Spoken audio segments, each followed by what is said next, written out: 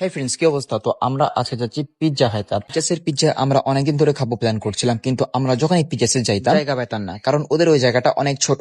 আর recently পিৎজাসের একটা নতুন outlet খুলেছে, যেটা অলকার চেম্বার অফ কমার্সের অপোজিটে। আজকে আমরা চলে আসছি পিৎজাসের পিৎজা ট্রাই করার জন্য। তাদের ইন্টেরিয়রটা ছোট করে একটা জায়গার মধ্যে করছে, যেটা সিম্পলের মধ্যে দেখতে ভালোই লাগে। তাদের এখানে কিডস জোনও আছে, আপনারা যদি আপনাদের ছোট বাবুদেরকে নিয়ে আসেন তাহলে তারা এখানে খেলাধুলা করতে পারবে। তাদের এখানে আলাদিনের চেরাকের ছোট একটা শো পিস ছিল, যেটা দেখতে অনেক কিউট লাগছিল। আমরা তাদের দুইটা 6 ইঞ্চির পিৎজা অর্ডার করি, একটা হলো টুইন পিৎজা আর একটা হলো চিজি মাশরুম পিৎজা। খাবার সার্ভ করতে অ্যারাউন্ড 30 মিনিটস এর একটু বেশি লাগাইছে, একটু ডিসঅ্যাপয়েন্ট করছে। রেস্টুরেন্ট পুরো ফাঁকা ছিল, তারপরেও এতক্ষণ সময় লাগলো, জানি না কেন। যাই হোক, তো এখন পিৎজাতে আসা যাক। এটা হলো চিজি মাশরুম পিৎজা, যেখানকার মেন ইনগ্রিডিয়েন্টস হলো চিজ এবং মাশরুম। আর এইটা হলো টুইন পিৎজা, এটার ইনগ্রিডিয়েন্টস গুলো আমি সঠিকভাবে বলতে পারবো না। মূলত এখানে ছিল সসেস, ক্যাপসিকাম এবং আরো কিছু ইনগ্রিডিয়েন্টস। পিৎজা গুলোর আউটলুক দেখে তো অনেক জোস লাগছিল, এখন ট্রাই করে দেখা যাক কেমন। ফার্স্টে চিজি মাশরুম পিৎজাটা ট্রাই করলাম, আর এটা অনেক বেশি জোস ছিল, মানে এক কথায় অসাম।